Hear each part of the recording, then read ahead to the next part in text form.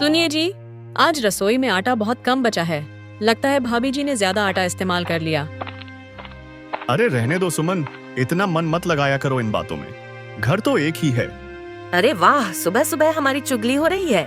हमने आटा ज्यादा इस्तेमाल कर लिया तो क्या आसमान टूट पड़ा? भाभी जी, मैंने चुगली नहीं की, बस अपने पति से बात कर रही थी। आपको बुरा लग गया तो मैं क्या करूं? हाँ हाँ, बड़ी सीधी बनो। जब से घर में आई हो बस अलग अलग करने के सपने देखती रहती हो। गांव में एक छोटे से घर में राघव और मोहन अपनी अपनी पत्नियों के साथ रहते थे। राघव बड़ा बेटा था, स्वभाव से थोड़ा गर्म मिजाज पर दिल से बुरा नहीं। वहीं छोटा भाई मोहन शांत और मेहनती किस्म का इंसान था। माँ बाप के जाने के बाद दोनों भाइयों ने तय किया था कि एक ही छत के नीचे रहेंगे। शुरू में सब ठीक चला, लेकिन वक्त गुजरने के साथ घर में छोटे मोटे झगड़े शुरू होने लगे। शाम के समय राघव खाट पर बैठा आराम कर रहा था, तभी मोहन खेत से काम करके लौटा। भैया, खेत में काम बढ़ गया है। इस बार समय से बीज डाल दें तो फसल अच्छी होगी। हाँ हाँ, तू देख ले। मुझे तो बस इतना चाहिए कि मुनाफा ठीक से मिले। भैया, मुनाफा तभी होगा जब मेहनत करेंगे। सिर्फ सपनों से खेत नहीं लहलहाते। अरे तू मुझे मत सिखा, मैं तुझसे बड़ा हूँ। मुझे मालूम है कब क्या करना है। राघव के इस व्यवहार से मोहन का दिल दुखता था। वह सोचता, भैया क्यों नहीं समझते कि घर और खेत मेहनत से चलते हैं, तानों और गुस्से से नहीं। अगली सुबह एक बार फिर सुमन और कुसुम फिर आमने सामने आ जाती हैं। सारा दिन बर्तन खटकाती रहती हो, खाना भी ठीक से नहीं बनता। और आप हर बात में बस उंगली उठाना आता है, खुद तो कुछ करती नहीं, बस हुक्म चलाना जानती हैं। शोर सुनकर राघव और मोहन दोनों वहां आते हैं। मोहन, अपनी औरत को समझा ले, वरना मैं। भैया, गुस्सा क्यों करते हैं? औरतें हैं, आपस में झगड़ बैठी हैं। कल सब ठीक हो जाएगा। नहीं, हर दिन यही बहाना। लगता है तेरा घर चलाना तुझे आता ही नहीं। अब तो गांव वाले भी बातें करने लगे थे। लगता है राघव और मोहन के घर में सब ठीक नहीं चल रहा। हाँ भाई, और क्या, औरतों के झगड़े से ही घर टूटते हैं। दोपहर को जब सब खाना खा रहे थे, तब राघव ने अचानक बात छेड़ी। सुनो मोहन, अब ये और नहीं चलेगा। हर दिन झगड़ा, हर दिन कलह, मुझे ये सब बर्दाश्त नहीं होता। तो भैया क्या करें? हम दोनों भाई एक ही छत के नीचे रह रहे हैं। अगर थोड़ा बहुत खटपट हो भी जाए तो संभाल लेना चाहिए। नहीं, अब मैं एक ही छत के नीचे नहीं रह सकता। मेरा मन बन चुका है, घर का बांटवारा होगा। भैया, आप ये कैसी बात कर रहे हैं? ये घर माँ बाबूजी की आखिरी निशानी है। उन्होंने हमेशा कहा था कि हम दोनों भाई मिलकर रहेंगे। माँ बाबूजी अब नहीं है, और मैं अब तेरा चेहरा रोज नहीं देखना चाहता। कल से अलग अलग रहेंगे। आखिरकार घर का बंटवारा हो गया। मोहन और राघव दोनों अलग अलग रहने लगे। मोहन का दिल भारी था, मगर उसने ठान लिया था कि वह मेहनत करके अपने हिस्से की जमीन और जीवन को संवारेगा। अगले दिन मोहन और सुमन खाना लेकर खेत की ओर निकल पड़े। सुनिए जी, बांटवारे में हमें बहुत छोटी जमीन मिली है, इससे हमारा गुजारा कैसे होगा? सुमन, कम जमीन कोई समस्या नहीं है। अगर हम मेहनत करेंगे तो छोटी जमीन भी सोना उगलेगी। मेहनत कभी धोखा नहीं देती। आपकी यही लगन देखकर मेरा हौसला बढ़ जाता है। मोहन फसलों की ताजी सुगंध को महसूस करते हुए काम करने लगता है। उसके माथे पर पसीना झलकता है, मगर आंखों में उम्मीद की चमक थी। वहीं दूसरी तरफ राघव और कुसुम की हालत कुछ ठीक नहीं थी। देखिए जी, हमने तो सोचा था कि बंटवारे के बाद हमें सुकून मिलेगा, मगर यहाँ तो सब उल्टा हो गया। काम करने वाला कोई नहीं है और मोहन तो अपने हिस्से में दिन रात खेत में लगा रहता है।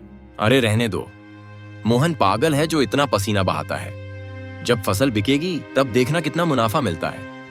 जिंदगी सिर्फ मेहनत से नहीं चलती, थोड़ी अक्ल भी चाहिए।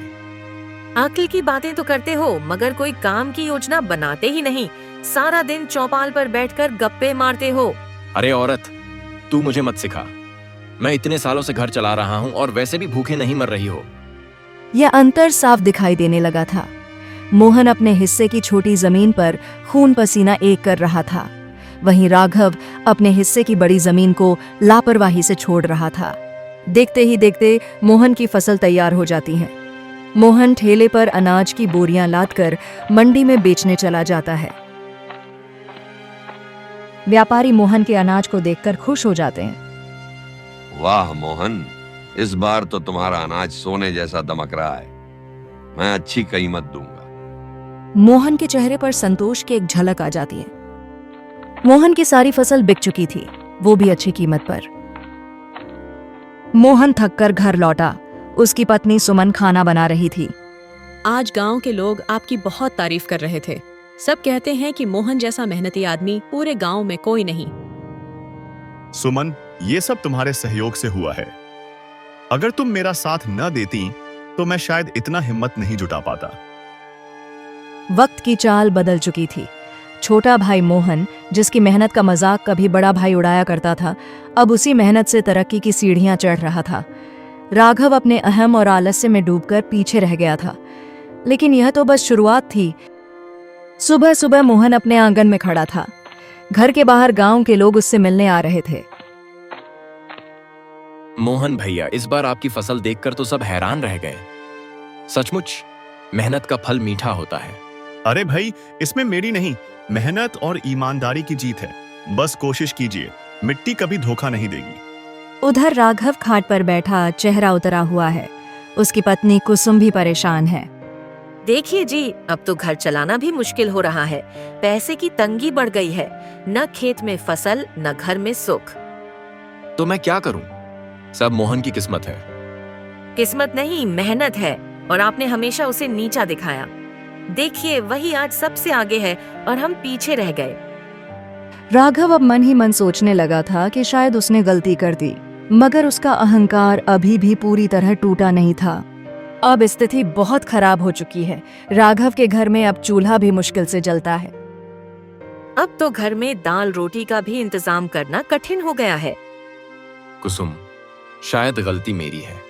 मैंने हमेशा मोहन को नीचा दिखाने की कोशिश की। सोचा था कि मैं बड़ा हूं, इसलिए सब अपने आप मेरे पास आएगा। मगर आज अगर अब भी बदल जाओ तो देर नहीं हुई। पर पहले ये मानना होगा कि मेहनत ही सबसे बड़ा सहारा है। अब हालात पलट चुके थे। मोहन मेहनत से दिन ब दिन तरक्की कर रहा था और राघव अपनी गलतियों के बोझ तले दबता जा रहा था। हालत इतनी खराब हो चुकी थी कि राघव अपनी गलती स्वीकारने को तैयार था। अब और नहीं, मैं अपने छोटे से मिलकर रहूंगा। उसे अपना अपराध बता दूंगा, चाहे वो मुझे माफ करे या ना करे। अगले दिन मोहन आंगन में खड़ा था। तभी राघव धीमे धीमे कदमों से वहां आता है, चेहरा शर्म से झुका हुआ। अरे भैया, आप यहाँ? मोहन, मुझे माफ कर दे। मैंने तुझे बहुत सताया, हमेशा तेरे कदमों में रोड़े डाले, तेरा हक मारा, पर तू फिर भी मुझे अपना भैया मानता रहा। मैं गुनहगार हूं तेरा। भैया, ऐसा मत कहिए। भले ही रास्ते अलग हो गए थे, पर खून कभी अलग नहीं होता। मैं तो हमेशा आपके साथ हूँ। समझदारी, प्यार और अपनापन, यही रिश्तों की असली नींव है। अकड़ और अहंकार घरों को तोड़ देते हैं, लेकिन जब दिल से दिल मिलते हैं तो टूटी हुई दीवारें भी जुड़ जाती हैं। यही है घर घर की सच्ची कहानी। कहानी अच्छी लगी तो सब्सक्राइब करो और शेयर करो।